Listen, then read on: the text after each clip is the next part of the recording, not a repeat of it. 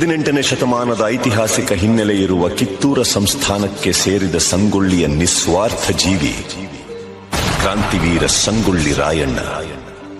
ತಾಯಿಗಿಂತಲೂ ತಾಯಿನಾಡೆ ದೊಡ್ಡದೆಂದು ಸಾರಿ ವೀರ ಪರಾಕ್ರಮಗಳಿಂದ ಬ್ರಿಟಿಷರ ವಿರುದ್ಧ ಹೋರಾಡಿ ಕಿತ್ತೂರಿಗೆ ಮೊದಲ ಜಯ ತಂದುಕೊಟ್ಟ ಕಿತ್ತೂರ ಚೆನ್ನಮ್ಮಳ ಬಲಗೈ ಬಂಟ.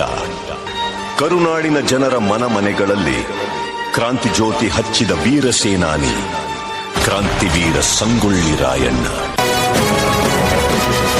ವೀರಭೂಮಿ ದೇಶ ಮೆಟ್ಟಿ ಮೆರೆಯುವ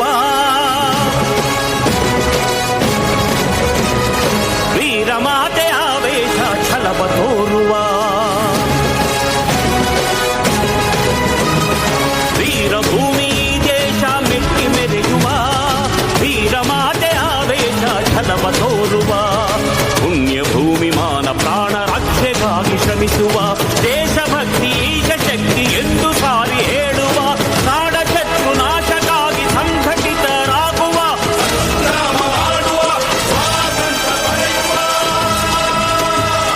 ವೀರಭೂಮಿ ದೇಶ ಮೆಟ್ಟಿ ಮೆರೆಯುವ ವೀರಮಾತೆ ಆವೇಶ ಛಲವ ತೋರುವ ಕರುನಾಡ ಸಿಂಹಗಳೇ ಕೆಚ್ಚೆದೆಯ ಕಲಿಗಳೇ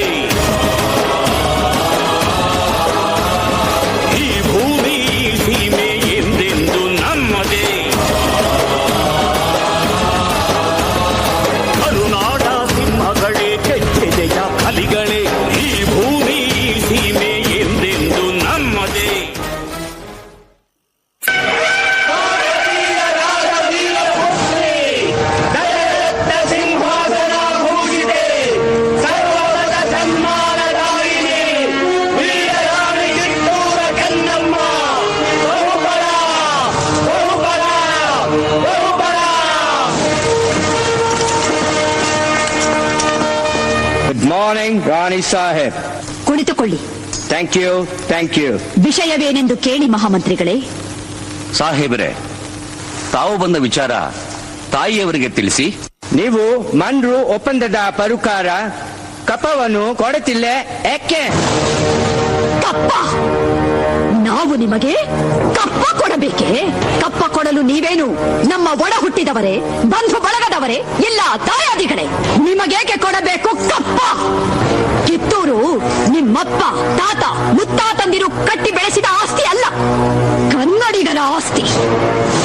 ಹೀಗಿರುವಾಗ ನಿಮಗೇಕೆ ಕೊಡಬೇಕು ಕಪ್ಪ? ನೀವೇನು ಕಿತ್ತೂರನ್ನು ಕಟ್ಟಿದವರೇ, ಬೆಳೆಸಿದವರೇ, ಕಿತ್ತೂರಿನ ಸುಖ ದುಃಖಗಳಲ್ಲಿ ಭಾಗಿಯಾದವರೇ. ನಿಮಗೇಕೆ ಕೊಡಬೇಕು ಕಪ್ಪು? ನೀವು ಚಿಮ್ಮತಂದಿಕೆ ಚಲಾಟ ಆಡುತ್ತಿರುವಿರಿ. ಇದರಿಂದ ಕಿತ್ತೂರಿನ ಪ್ರಾಣಹಾನಿ ಮಾನಹಾನಿ ಆಗುವುದು ಖಂಡಿತ.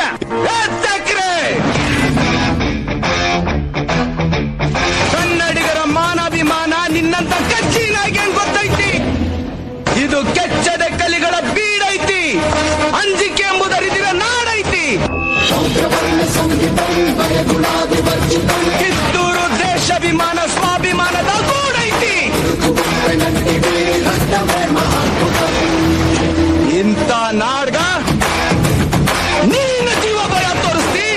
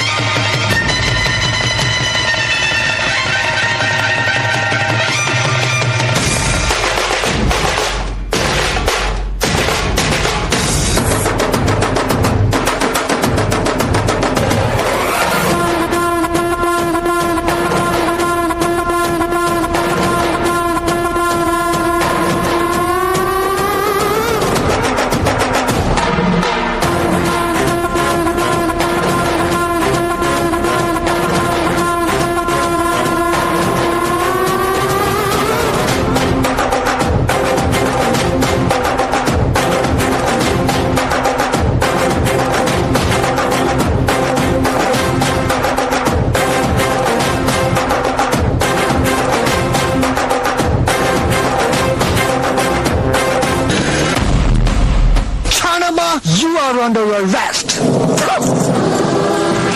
ಹೇಳಿ, ಒಂದು ಹೆಣ್ಣನ್ನು ರಣನೀತಿಯಿಂದ ಗೆಲ್ಲಲಾಗದೆ ವಂಚನೆಯಿಂದ ಬಂಧಿಸಲು ಬಂದಿರುವೆಯಾ ತಿರಂಗಿ ನಾಯಿ?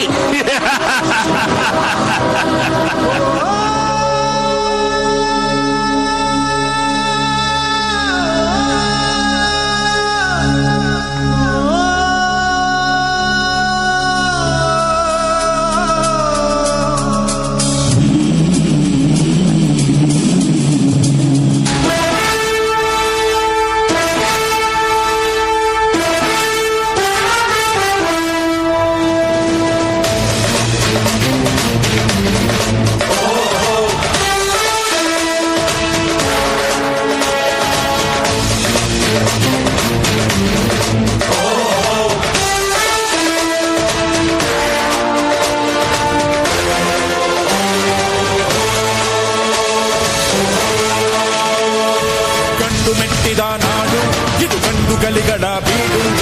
ಗಂಡು ಮೆಟ್ಟಿದ ನಾಡು ಇದು ಗಂಡುಗಲಿಗಳ ಬೀಡು. ಗಂಡು ಮಾಡದ ಗಂಡು ಬಂಡಾಯವೆತ್ತಿದೆ ನುಂಡು.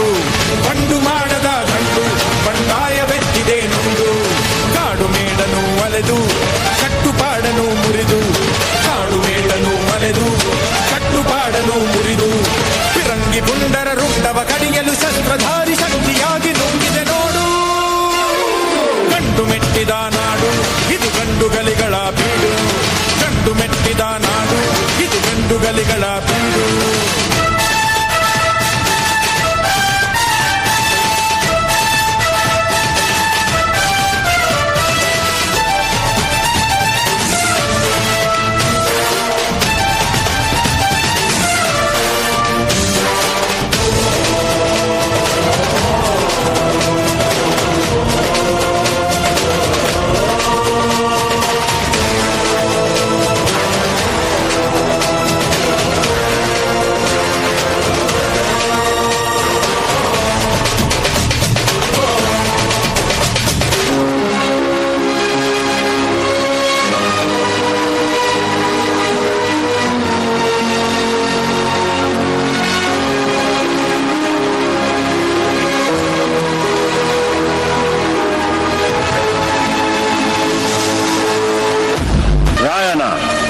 ಇಲ್ಲಿನ ಛಲಕಾರ ನಿನ್ನನು ಕೊಲೆಗಾರ, ಚುಲಿಗೆಖೋರ, ಬಂಡುಖೋರ, ರಾಜದ್ರೋಹಿ ಎಂದು ಆಪಾದಿಸಿದೆ.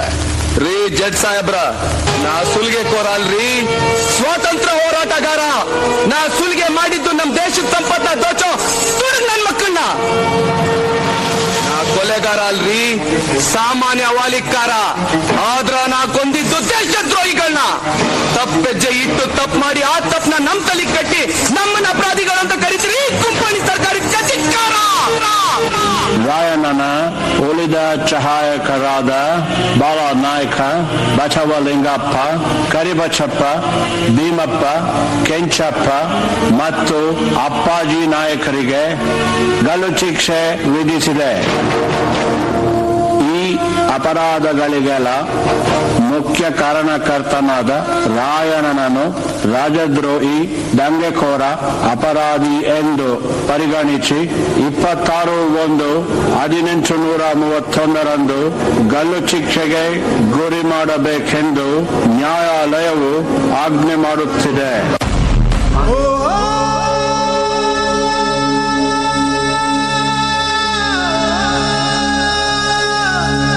ಜನವರಿ 26 ಗಲ್ಲಿಗೇರಿದ ಸಂಗೊಳ್ಳಿ ರಾಯಣ್ಣನ ಕಳೇಬರವನ್ನು ಅಲ್ಲಿದ್ದ ಅವನ ಅಭಿಮಾನಿಗಳು ದೇವಲೋಕದ ಪಾರಿಜಾತ ಪುಷ್ಪಮಾಲೆಯಂತೆ ಎತ್ತುಕೊಂಡೊಯ್ದು ಸಮಾಧಿ ಮಾಡಿದರು. ಇಂದಿಗೂ ರಾಯಣ್ಣನ ಭಕ್ತರು ಜಾತಿ, ಮತ, ಧರ್ಮಗಳ ಭೇದ ಭಾವವಿಲ್ಲದೆ ಹುಟ್ಟಿದರೆ ನಿನ್ನಂತ ಮಕ್ಕಳು ಹುಟ್ಟಲಿ ಎಂದು ತೊಟ್ಟಿಲು ಕಟ್ಟಿ ಹರಕೆ ಹೊತ್ತು ದೇವಮಾನವನಿಗೆ ಪೂಜೆ ಸಲ್ಲಿಸಿ ಫಲ ಸಿಗಲೆಂದು ಸೆರಗೊಡ್ಡಿ ಬೇಡುತ್ತಾರೆ. ರಾಷ್ಟ್ರಪ್ರೇಮಿ ಸಂಗೊಳ್ಳಿ ರಾಯಣ್ಣ ಮರಣವಾದ ಸುಮಾರು 116 ವರ್ಷಗಳ ನಂತರ ನಟ್ಟ ನಡು ರಾತ್ರಿಯಲ್ಲಿ ದೇಶ ಬಿಟ್ಟು ಹೋಗುವ ಪ್ರಸಂಗ ಬ್ರಿಟಿಷರಿಗೆ ಬಂದೊದಗಿತು. ಅಚ್ಚರಿ ಏನೆಂದರೆ ರಾಯಣ್ಣನ ಹುಟ್ಟಿದ ದಿನವಾದ ಆಗಸ್ಟ್ 15ರಂದೇ ಭಾರತಕ್ಕೆ ಸ್ವಾತಂತ್ರ್ಯ ಬಂದಿತು. ಗಲ್ಲಿಗೇರಿದ ದಿನವಾದ ಜನವರಿ 26ರಂದೇ ಭಾರತ ಗಣರಾಜ್ಯವಾಗಿದ್ದು, ದೇಶ ಪ್ರೇಮ, ಸ್ವಾಮಿ ನಿಷ್ಠೆ, ತ್ಯಾಗ, ಬಲಿದಾನಗಳ ಪ್ರತೀಕ ರಾಯಣ್ಣ, ಕ್ರಾಂತಿವೀರ ಸಂಗೊಳ್ಳಿ ರಾಯಣ್ಣ.